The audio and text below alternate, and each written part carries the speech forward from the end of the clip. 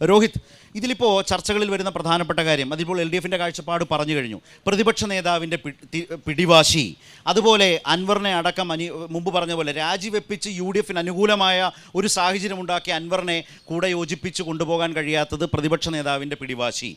ഇന്ന് ലീഗിൻ്റെ ഒരു MLA തന്നെ മാധ്യമങ്ങളോട് അത് സംബന്ധിച്ച് വളരെ പരസ്യമായി സംസാരിച്ചു. MK മുനീറിനോട് UDF യോഗത്തിൽ അല്ലെങ്കിൽ ലീഗ് യോഗത്തിലോ മറ്റോ വളരെ വലിയ വിമർശനം പ്രതിപക്ഷ നേതാവിനെതിരെ ഉയർന്നല്ലോ എന്ന് ചോദിക്കുമ്പോൾ അതേക്കുറിച്ച് പറയാനാവില്ല നിങ്ങളോടെന്നാണ് മാധ്യമങ്ങളോട് പറഞ്ഞത്. അത് നിഷേധിക്കുകയല്ല ചെയ്തത്. അപ്പോൾ ഇങ്ങനത്തെ ഒരു സാഹചര്യത്തിൽ ഞങ്ങൾ ആദ്യം സ്ഥാനാർത്ഥിയെ പ്രഖ്യാപിച്ചു എന്ന് പറയുന്ന ഒരു അവകാശവാദത്തിനപ്പുറത്തേക്ക് നാൾക്ക് നാൾ പ്രതിസന്ധിയിൽ പെട്ടു നിൽക്കുന്ന ഒരു UDFനെ, അൻവർ കൂടുതൽ പ്രതിസന്ധിയിലാക്കുന്ന ഒരു UDFനെ നിലമ്പൂർ കാണുകയല്ലേ? ഇവിടെ തുടക്കത്തിൽ K. സുധാകരൻ പങ്കെടുത്തിട്ടില്ല എന്ന് പറഞ്ഞു. പങ്കെടുത്തോ? അല്ല, പങ്കെടുത്തിട്ടില്ല. പക്ഷെ അത് പങ്കെടുക്കാത്തത് ഈ സ്ഥാനാർത്ഥിയുമായി ബന്ധപ്പെട്ട് ഏതെങ്കിലും തരത്തിലുള്ള അഭിപ്രായ വ്യത്യാസം കൊണ്ടാണെന്ന് നിങ്ങളോട് ആരെങ്കിലും പറഞ്ഞിട്ടുണ്ടോ? എന്ന് ഞാൻ പറഞ്ഞില്ലല്ലോ. അല്ല, സെക്രട്ടറി വന്നിട്ടും എന്നേ ഞാൻ പറഞ്ഞു. അല്ല, വ്യാഖ്യാനം എന്ന് പറയുന്നത് എന്താണ്? പറഞ്ഞില്ല. K. സുധാകരൻ നിങ്ങൾ ആരെങ്കിലും കേട്ടോ? അങ്ങനെ ഞാൻ പറഞ്ഞില്ലല്ലോ. ഞാൻ പറഞ്ഞോട്ടെ, K. സുധാകരൻ പങ്കെടുത്തില്ല. അവർ തെറ്റായ മെസ്സേജ് നിങ്ങൾ കൊടുക്കുകയാണ്. അങ്ങനെ ഒരു തെറ്റായ മെസ്സേജ് ഇവിടെ വേണ്ട. ഞങ്ങളെ സംബന്ധിച്ച് CPMന്റെ സ്ഥാനാർത്ഥിയാണോ അൻവറാണോ മത്സരിക്കുന്നതെന്ന് ഞങ്ങളെ സംബന്ധിച്ചൊരു വിഷയമല്ല. ഞങ്ങൾ ഈ തെരഞ്ഞെടുപ്പിനെ കാണുന്നത് ഒരു രാഷ്ട്രീയ പോരാട്ടമാണ്.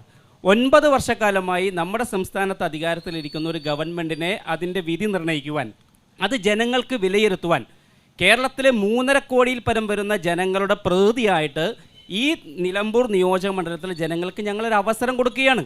ആ അവസരങ്ങൾ മുന്നേയും കിട്ടിയിട്ടുണ്ട്. ഞങ്ങൾ വളരെ ആത്മവിശ്വാസത്തോടെ പറയുന്നത്, പ്രിയപ്പെട്ട അനിൽകുമാർ അത് പറയാൻ പറ്റുമോ അറിയില്ല, ഈ സർക്കാരിനെ വിലയിരുത്താൻ പോകുന്ന തെരഞ്ഞെടുപ്പാണ്. അദ്ദേഹത്തിന് അത് പറയാൻ പറ്റുമോ? സർക്കാരിനെ വിലയിരുത്താൻ അല്ല, മുഖ്യമന്ത്രി തന്നെ അത് വിശദീകരിച്ചാണ് സംസാരിച്ചത്.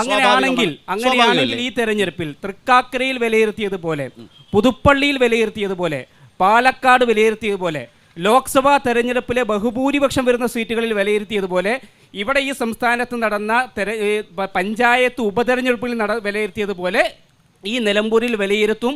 ആ വിലയിരുത്തൽ UDFന് അനുകൂലമായിട്ടായിരിക്കുമെന്നതിൽ യാതൊരു തർക്കവുമില്ല. തൃക്കാക്കരയിലും അതുപോലെ തന്നെ പുതുപ്പള്ളിയിലും പാലക്കാട്ടും കാണാത്ത വിധം UDFനകത്തെ അസംതൃപ്തി, മുൻ DCC പ്രസിഡന്റ് മരിച്ചുപോയ മുൻ സ്ഥാനാർത്ഥിയുടെ പ്രകാശിൻ്റെ കുടുംബത്തിൻ്റെ അസംതൃപ്തി, അതുപോലെ തന്നെ അവരുടെ മോളുടെ ഫേസ്ബുക്ക് പോസ്റ്റ്, അൻവർ സൂചിപ്പിക്കുന്ന കാര്യങ്ങൾ, ആര്യാടൻ ഷൗക്കത്തുമായി ബന്ധപ്പെട്ട് പറയുന്ന കാര്യങ്ങൾ, ലീഗിൻ്റെ ഇക്കാര്യത്തിൽ പ്രതിപക്ഷ നേതാവ് ഇക്കാര്യങ്ങളെ കൂട്ടിയോജിപ്പിച്ചു കൊണ്ടുവന്നതിലെടുക്കുന്ന സമീപനത്തിലെ അതൃപ്തി, ഇതിവിടെ എങ്ങും ഉണ്ടായിരുന്നില്ല.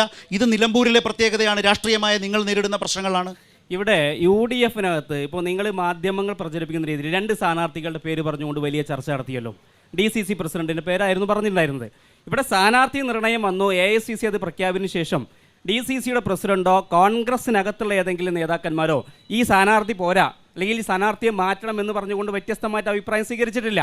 ഇപ്പോൾ ലീഗിനകത്ത് തന്നെ നിങ്ങൾ പറയുന്ന വാർത്തകളാണ്. കഴിഞ്ഞ ദിവസം ബഹുമാനിയായ PK കുഞ്ഞാലിക്കുട്ടി എന്ന് പറയുന്ന കേരളത്തിന്റെ പ്രതിപക്ഷ ഉപനേതാവ് വളരെ കൃത്യമായി പറഞ്ഞിട്ടുണ്ട്, ഞങ്ങളുടെ പാർട്ടി കമ്മിറ്റികളിൽ ഏതെങ്കിലും തരത്തിലുള്ള വ്യക്തികളെ കേന്ദ്രീകരിച്ചുകൊണ്ട് ചർച്ചകൾ നടന്നിട്ടില്ല.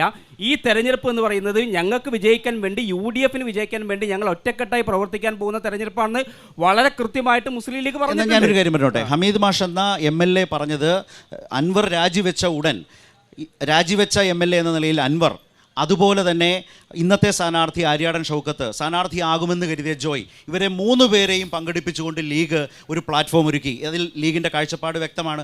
എല്ലാവരും ഒന്നിച്ചു നിൽക്കണം, അതിൽ നിന്നൊരു സ്ഥാനാർത്ഥിത്വം എന്ന് പറഞ്ഞാൽ അൻവറും ഈ പാർട്ടാകണം എന്ന് ലീഗ് ആഗ്രഹിച്ചു. പക്ഷേ അതിലേക്ക് എത്തിക്കാതെ പോയത് പ്രതിപക്ഷ നേതാവിൻ്റെ പിടിവാശിയാണ് എന്ന് ലീഗിലെ 2ാം കക്ഷി കരുതുന്നുണ്ടോ? എൻ്റെ ചോദ്യത്തിലേ ഉള്ളൂ. ലീഗ് അങ്ങനെ കരുതുന്നു എന്ന് ഞങ്ങൾ ആരും വിശ്വസിക്കുന്നില്ല, കോൺഗ്രസും വിശ്വസിക്കുന്നില്ല. ഞങ്ങൾ ഒറ്റക്കെട്ടായി, കോൺഗ്രസും ലീഗും ഒറ്റക്കെട്ടായി ഈ തെരഞ്ഞെടുപ്പിനെ നേരിടും. ഐക്യ ജനാധിപത്യ മുന്നണി ഈ തെരഞ്ഞെടുപ്പിനകത്ത് ഈ നിയോജകമണ്ഡലത്തിൽ വിജയിക്കും.